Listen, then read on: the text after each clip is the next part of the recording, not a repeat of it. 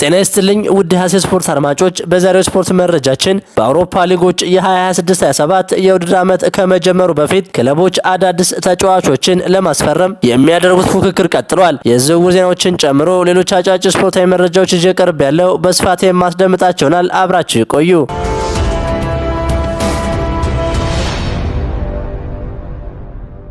ፉልሃም ጎንዛሎ ጋርሲያን ከሪያል ማድሪድ አስፈርሟል። ስፔናዊው የ2 ዓመት አጥቂ ጎንዛሎ ጋርሲያ እስከ 2031 የሚያቆየውን የ5 ዓመት ኮንትራት በመፈረም ፉልሃምን ተቀላቅሏል። በክለቦች ዓለም ዋንጫና በተወሰኑ ሌሎች ጨዋታዎች ለሪያል ማድሪድ ወሳኝ ግቦችን ያስቆጠረው ጋርሲያ አሰልጣኝ አርቤሎን ተከትሎ ፉልሃም ደርሷል። አምና ለሎስ ብላንኮቹ 39 ጨዋታዎችን አድርጎ 8 ግቦችን ያስቆጠረው ጋርሲያ የፕሪሚየር ሊጉ ክለብ በ34 ሚሊዮን ፓውንድ ተጫዋቹን አስፈርሞታል። በተጨማሪም ፉልሃም ሌላኛውን የሪያል ማድሪድ ወጣቱን የአጥቂ አማካኝ ሴዛር ፖላሲዮስን አብሮ ማስፈረሙ ታውቋል።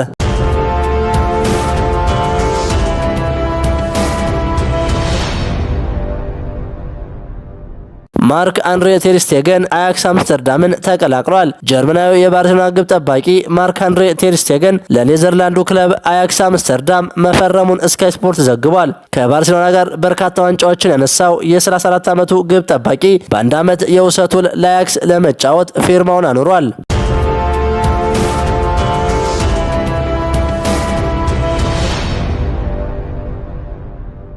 ሪያል ማድሪድ ለቪኒሲየስ ጁኒየር የቆረጠው የዝውውር ዋጋ መታወቁ ተዘግቧል። የቪኒሲየስ ጁኒየር ከሪያል ማድሪድ ጋር የሚያደርገው የውል ማደስ ሂደት ካልተሳካ ማድሪዶች ብራዚላዊን ኮከብ ለአርሰናል አሳልፈው ለመስጠት ከ170 ሚሊዮን ዩሮ በላይ ይፈልጋሉ።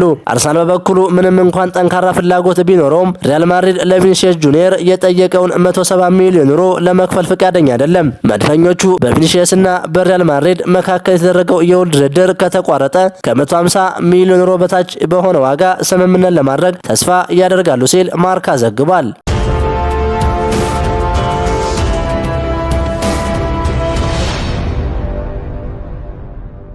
ማንቸስተር ዩናይትድ ከሉዊስ ሆል ጋር በግል ስምምነት ላይ መድረሱ ተዘግቧል። አሁን ከኒውካስትል ጋር የዝውውር ዋጋ ድርድር ብቻ ቀርቷል። ውይይቱም በጥሩ አቅጣጫ እየተካሄደ ነው። ከሉዊስ ሆል በተጨማሪ ዩናይትዶች ሌሎች የግራ ተከላካዮችንም እየተመለከተ ነው። ይህም በዚህ ቦታ ተጨማሪ ውድድር ለመፍጠር መሆኑን ያሳያል።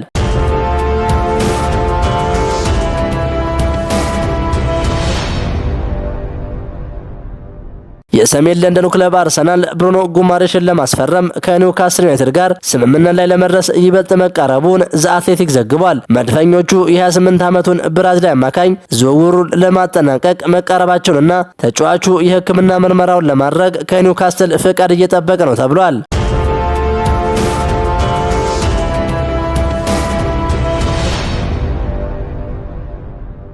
ማንቸስተር ሲቲ ፔድሮ ኔቶን ከቸልሲ ለማስፈረም ከተጫዋቹ ወኪል ጋር መገናኘቱ ተነግሯል። ሲቲዎች ሳቪኒዮ ወደ ቶተንሃም ሆትስፐር የሚያቀና ከሆነ ፖርቹጋላዊን ተጫዋች የማስፈረም ፍላጎት እንዳላቸው ተዘግቧል።